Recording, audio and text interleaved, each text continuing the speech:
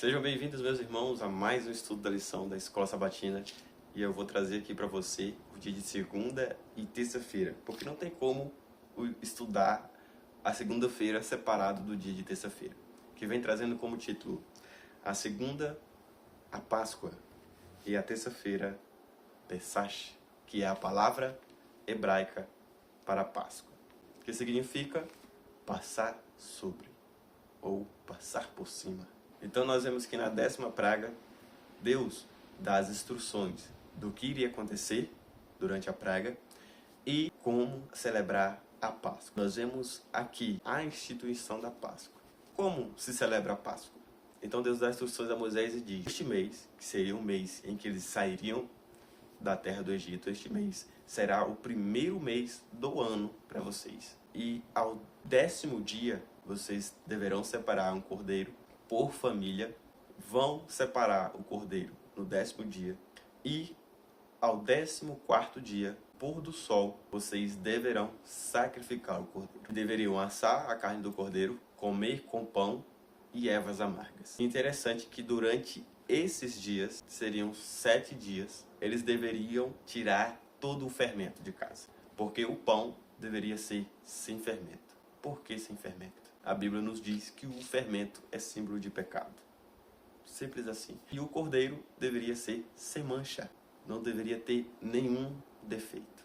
O sangue do cordeiro, eles deveriam pegar o sangue do cordeiro e passar nos umbrais das portas. Quando Deus viesse à meia-noite, no 14º dia do primeiro mês para eles, quando Deus visse o sangue nas portas, Deus passaria por cima.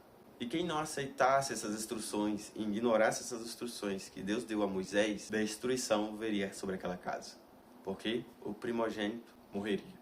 E não só os filhos, mas os animais também. Essa era uma festa que era comemorada anualmente por Israel.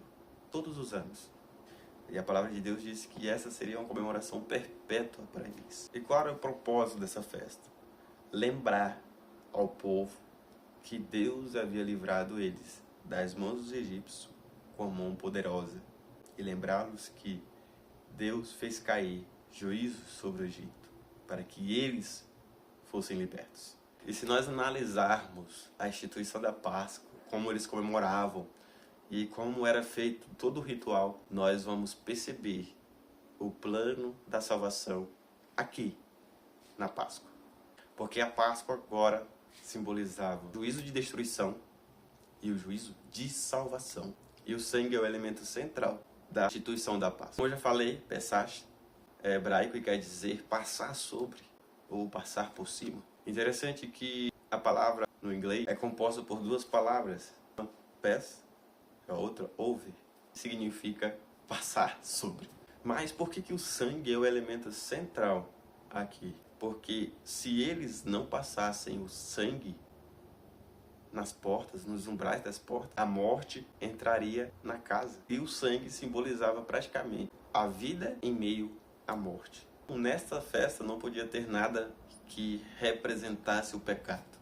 O cordeiro tinha que ser sem defeito, porque esse cordeiro representava Cristo, que em breve viria morrer por nós. O pão sem fermento também simbolizava Cristo. 1 Coríntios, capítulo 5, de 6 a 8. O fermento sendo associado ao pecado. Toda a festa da Páscoa estava representando Cristo, que um dia viria para morrer por nós. E pelo seu sangue, nós seríamos salvos do pecado. Saiba que todo o Antigo Testamento é o Evangelho em símbolos. Cristo está por trás de cada ação realizada no Antigo Testamento. Cristo está ali por trás. João, quando viu Jesus se aproximando do Rio Jordão, ele falou: eis aí o Cordeiro de Deus que tira o pecado do mundo. 1 Coríntios, capítulo 5, versículo 7. Paulo associa Cristo como sendo o Cordeiro Pascual. Somente pelo sangue de Cristo nós podemos ser salvos. Somente o sacrifício de Cristo é que pode nos salvar do pecado.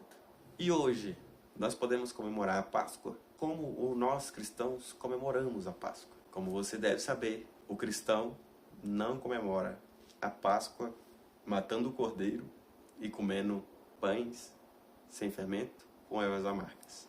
Por quê? Porque na noite da Páscoa, que Jesus foi traído, Jesus instituiu a Santa Ceia. Ele tomou o pão, tomou o vinho, eis o vinho, simbolizando o meu sangue, eis o pão, simbolizando o meu corpo. Façam isso em memória de mim. Agora, o cristão não comemora a Páscoa com pães sem fermento e ervas amargas, comendo a carne do cordeiro, mas com a Santa Ceia, participando do pão e do vinho, simbolizando o corpo e o sangue de Cristo. Por isso que o cristão não festeja mais a Páscoa como o povo de Israel, como os judeus. Mas os elementos da Santa Ceia também têm que ser como o povo de Israel comemorava a Páscoa. Na Santa Ceia não pode ter nada que simbolize o pecado. O pão da Santa Ceia tem que ser o pão sem fermento. Porque o pão que Jesus partiu e deu aos discípulos e disse, façam isso em memória de mim, era o pão sem fermento. E o vinho era o puro suco de uva. Então, se você participa da Santa Ceia e come o pão com fermento, ou bebe vinho, ou suco fermentado, você está participando da Santa Ceia, mas não da Santa Ceia pura que Jesus instruiu. Então que nós possamos refletir nisso hoje.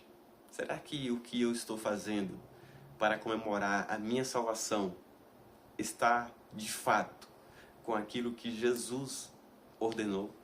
E se não, que nós possamos, a partir de hoje, analisar e colocar em prática as instruções de Jesus, de acordo com aquilo que a sua palavra nos ensina, e que nós possamos lançar da nossa casa fora o fermento, todo o fermento, e que Jesus possa ser o centro das nossas vidas. Foi necessário o sangue de Cristo para me purificar e para purificar você. Jesus, ele morreu por todos, por mim, foi por você. Ainda que você se olhe no espelho e diga, eu não mereço a morte de Cristo. Eu não mereço a salvação. Cristo está olhando para você e dizendo agora, foi por você que eu morri. E a salvação é para você sim. Quero convidar você para orarmos nesse momento. Senhor Deus, nosso Pai, santificado seja o teu nome. E que teu nome seja glorificado por toda a terra, tanto na terra como no céu. Senhor, nos ensine a celebrar a Páscoa de forma que cumpra as tuas ordenanças, que a tua palavra nos ensina, que nós possamos jogar fora o fermento no teu santo dia, na comemoração que é para ser comemorado, a salvação. Obrigado, Senhor, porque o Senhor permitiu que o seu Filho, o Jesus, o meu Senhor, morresse por mim e morresse pelo meu irmão que está me assistindo. Graças te damos, porque por meio de Cristo nós somos salvos. Nós possamos ter sim a vida eterna. Peço ao Senhor que cuide dessa pessoa que está me assistindo agora neste momento. E ainda que ela tenha dúvidas da salvação, tire toda a dúvida dela, Senhor. Que Jesus possa ser o centro da vida dela. É o que eu lhe peço em nome de Jesus.